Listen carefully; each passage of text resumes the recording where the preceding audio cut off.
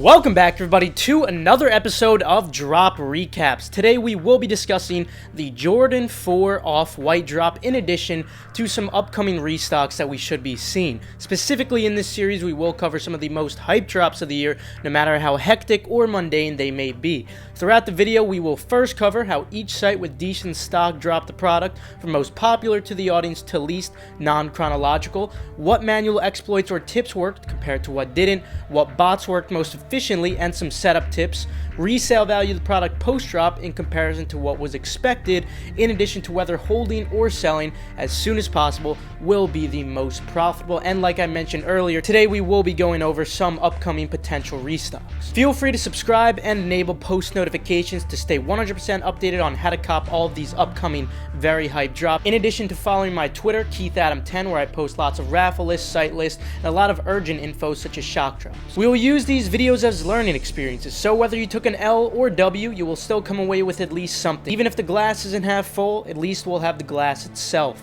and that is knowledge. Please also drop in the comments below how you performed on this drop, whether it was a W or L, and what sites you copped on, and if you had any specific tips. I'll start that off right now. Although I copped 3 MCA, although I copped well over 100 Jordan 1 Royal Tote, regardless of getting tons of Jordan 12 University Golds, I got 0 Jordan 4 Off-White. I initially thought I had gotten 4 pairs from OffWhitecom when I was running, but unfortunately I have no emails, so I could only assume that the charges will eventually drop. Ghost charges.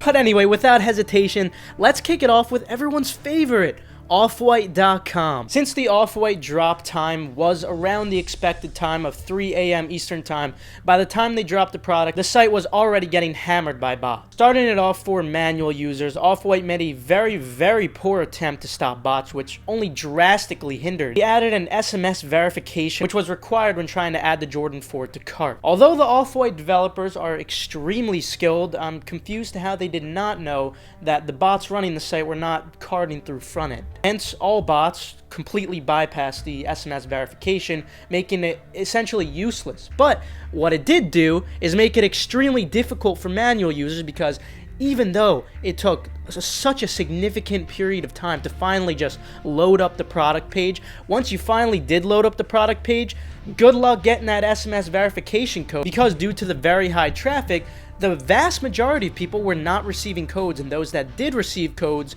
received them extremely delayed. So it was very obvious that Off-White's attempt for this was at least respectable to the point where they did try, but it was an extremely poor attempt, and it was completely counterintuitive. Now, regarding potential restocks, it is extremely likely that we will be seeing a restock around the same time on Monday or Tuesday. The reason you didn't see it on Sunday is because Off-White never drops very hyped products or restocks very hyped products on Sunday. But we should definitely be seeing something around the same time on Monday or Tuesday, or any other day throughout the week. I do suppose that is another opportunity that you could look forward to, although it is unlikely to cop if you are a manual user. When it comes to the best performing bots on this drop, there were quite a few that stood out. Starting off the drop, right off the bat, bots were already seeing checkouts instantly. For example, this was Cyber within just the first 10 minutes. Now, I'm going to show you the total checkouts from the public logs of all of these, but you must keep in mind that the user counts do vary on all these public bots, and only some of the users select the option to publicly send their checkouts to the hook. So what's important to take away here, although the exact numbers do differ, I wouldn't exactly relate that to the overall success of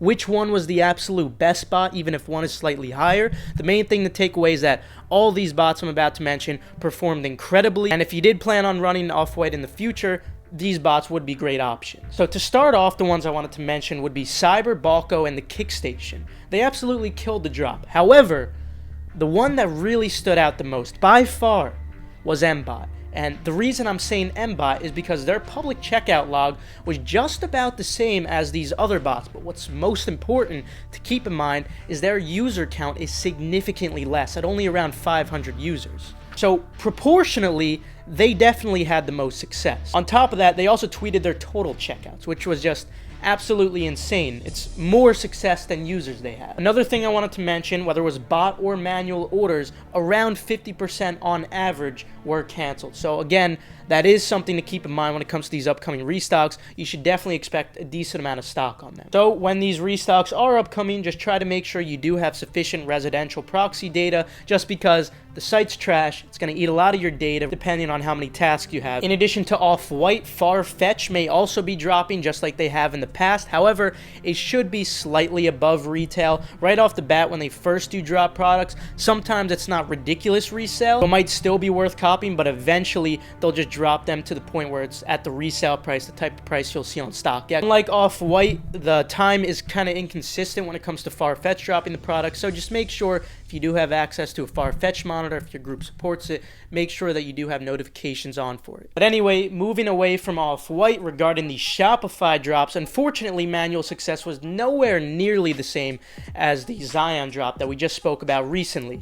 And it wasn't just because of the lower stock, but because bot developers were now aware of the new cart property that Kith added. That's why people saw such a significant amount of manual success when it came to Kith on the Zion drop. Now, although I did see more than 5 checkouts across bot checkout public logs, it was still quite evident that Balco did dominate the Shopify drops, primarily Kith. And also, just another funny thing I wanted to mention while we're on the topic of Shopify, Dover Street Market in New York completely loaded out of stock 7 minutes before the drop. So I suppose it was a little funny to see a site backdoor right in front of all of our faces. Now, on the contrary, in comparison to Shopify and Off-White, manual users actually saw the vast majority of success when it came to Nike sneakers on any region. Granted, there were still some checkouts when it came to TSB, specifically people who ran browser mode. You should always be running browser mode when it comes to these extremely hype drops. You could run normal mode when it comes to more general release drops for the most part, but obviously success was nowhere nearly as high as it would be on normal drops. One very important takeaway when it comes to manual users, because again, they did take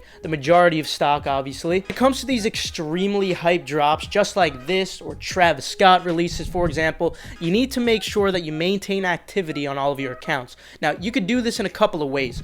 One important way is going for all drops possible. The more L's you take on accounts, the more likely those accounts are to cop. As ridiculous as that does seem, they do build profiles on your accounts, and this is especially important when it comes to exclusive access. Taking L's on drops is actually really important. That's why you should go for as many profitable drops on every account possible. Another thing you could do to hopefully increase activity would be to like posts, share posts, and even watch those street sneakers videos. All of your activity is logged. They do build profiles for these accounts, and when it comes to these really hype drops, it really tends to matter. It doesn't really matter when it comes to more general release drops, but it's extremely important to keep activity high on these accounts when it comes to these sorts of drops. Also, I saw a lot of people really upset when they saw this error right here. They thought that they would have copped, but they saw this error instead.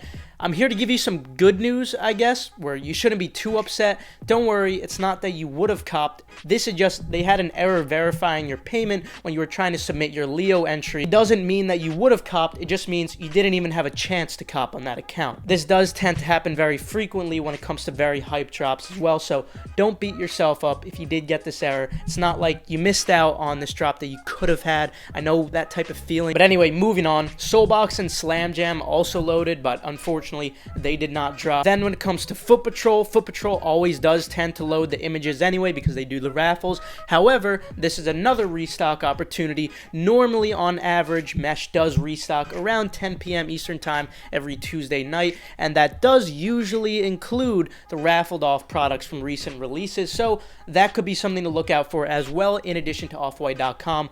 Not a guarantee and not as probable as OffWhite.com, but it still does very frequently happen, no matter how hyped the drop is. Now, regarding resale for the Off-White Jordan 4, was this expected? Well, to be fair, I think everyone could have expected this.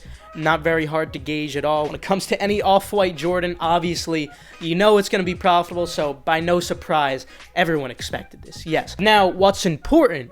should you sell or hold these? What will be the most profitable and what is worth it or not? So there's something extremely important to note when it comes to these very, very hype sneakers that a lot of newer resellers don't tend to understand. So I feel like it would be important to try to break this down. The vast majority of new resellers think that the best holds are the most limited sneakers, and I do agree that that's a very rational thought. But I really want to explain to you why margins are so important and why some sneakers are much better holds. So aside from pairs going into circulation and the price seeing a normal marginal drop before you even receive them, you will notice that these extremely hype shoes don't often go down in price by much at all. However, you need to keep in mind that since so many people are holding them already and there's already a significant amount of demand, there isn't a ton of room for them to increase too much more. That is not to say they will not go up, because in fact I would argue that these will eventually go up over a long period of time. What is important though is the margin you'll be looking at. Although yes, they will go up, marginally, it's definitely not even close to the best hold that you could potentially see. You can profit significantly more by holding on to something like a grade school Jordan 1 mid, for example. That's one release that was 1 year ago today. It's all proportional. That's what's important to keep in mind. I would much rather hold 7 pairs of those Obsidian grade school Jordan 1 mid, for example, rather than an extremely hype sneaker that released around the same time, such as the MCA. So if you don't need much money at all, go ahead and hold them for 1 or more years. However, I do feel that there are much better investments in the sneaker selection field alone. You do you though. I'm just trying to keep margins in mind for you guys. Think about this proportionally. So again, just to clarify everything, I do expect these to eventually go up. However, I don't feel that it's the best investment proportionally. You can make significantly more by investing in other products, but right now we're just talking about the Off-White Jordan 4. Anyway, that will conclude it for today. Thank you so much for watching. Feel free to leave a like if you did enjoy, or if you perhaps learned a thing or two. Also, good luck on any potential upcoming restocks. Feel free to subscribe and enable post notifications. And with that, I'll see you guys later. Good luck on all these upcoming drops, because we got a great month ahead of us, August.